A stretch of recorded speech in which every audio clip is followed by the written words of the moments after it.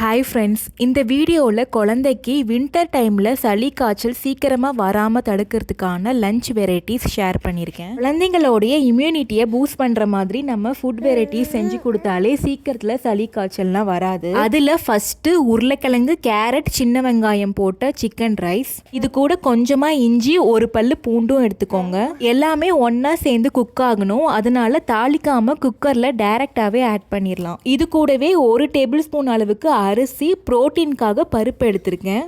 இப்போ இதில் கண்டிப்பாக சேர்க்க வேண்டிய மசாலா பொருள்னு பார்த்தீங்கன்னா மஞ்சள், இது நீங்கள் ஒரு டேபிள் ஸ்பூன் அளவுக்கு கூட எடுத்துக்கோங்க. இது கூடவே ஜீரகப்பொடி, பெப்பர், கொஞ்சமாக ஓமம் ஆட் பண்ணியிருக்கேன். இதுக்கு எனக்கு ஒரு டம்ளர் அளவுக்கு தண்ணி தேவைப்பட்டுச்சு.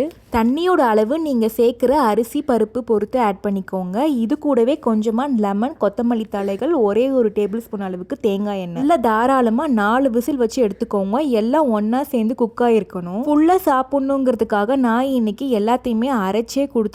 சிக்கனும் ஆட் பண்ணியிருக்கேன். அதனால ஆட் பண்ணியிருக்கிற கேரட், உருளைக்கிழங்கு, மஞ்சத்தூள், சின்ன வெங்காயம், இதுதான் உங்கள் குழந்தையோட இம்யூனிட்டியை பூஸ்ட் பண்ணும். வின்டர் டைமில் கண்டிப்பாக செஞ்சு கொடுங்க. இந்த ரைஸ் கண்டிப்பாக வின்டர் டைமில், அப்படி இல்லைன்னா குழந்தைக்கு சளி காய்ச்சல் இருந்துச்சுன்னா நீங்கள் செஞ்சு கொடுக்கலாம். 1 டீஸ்பூன் அளவுக்கு ஜீரகம், 1/4 டீஸ்பூன் அளவுக்கு பெப்பர், 1 டீஸ்பூன் அளவுக்கு கொரியாண்டர் சீட்ஸ், இது எல்லாமே நல்லா மிக்சர் ஜாரில் நுணுக்கிக்கோங்க.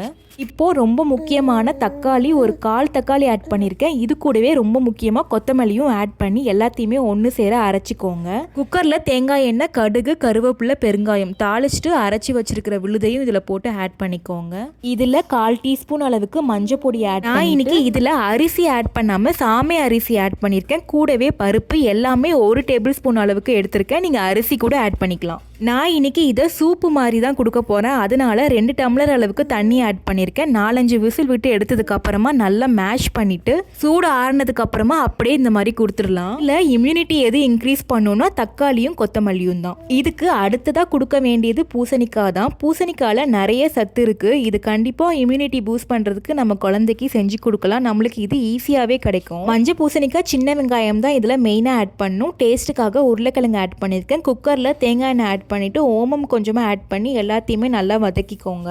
இது கூடவே 1/4 டீஸ்பூன் அளவுக்கு மஞ்சள் பொடி, 1 டீஸ்பூன் அளவுக்கு ஜீரகப்பொடி, கொஞ்சமாக பெப்பர், எல்லாத்தையுமே நல்லா கிளறிட்டு நான் இன்னைக்கு இதில் 1 டேபிள் ஸ்பூன் அளவுக்கு பாசிப்பருப்பு, கூடவே 2 டேபிள் ஸ்பூன் அளவுக்கு புரோக்கன் வீட்டுன்னு சொல்கிற உடச்ச கோதுமை ரவையை ஆட் பண்ணியிருக்கேன். 1/2 கப் அளவுக்கு தண்ணி ஆட் பண்ணிவிட்டு நல்லா 3 விசில் வச்சு எடுத்துட்டேன். கடைசியாக முட்டையோட மஞ்சக்கருவை ஆட் பண்ணி பிசைஞ்சு கொடுத்துட்டேன். இந்த ஸ்க்ரீனில் தெரிகிற ஃப்ரூட்ஸ் எல்லாமே குழந்தையோட இம்யூனிட்டியை வின்டர் டைமில் நல்லாவே பூஸ்ட் பண்ணி கொடுக்கும். இது வின்டர் டைமில் சாப்பிட்ற ஃப்ரூட்ஸ் தான். இந்த வீடியோ உங்களுக்கு பிடிச்சிருந்துச்சுன்னா ஒரு லைக்கை போட்டு உங்கள் ஃப்ரெண்ட்ஸுக்கும் ஷேர் பண்ணுங்கள். தேங்க்ஸ் ஃபார் வாட்சிங்.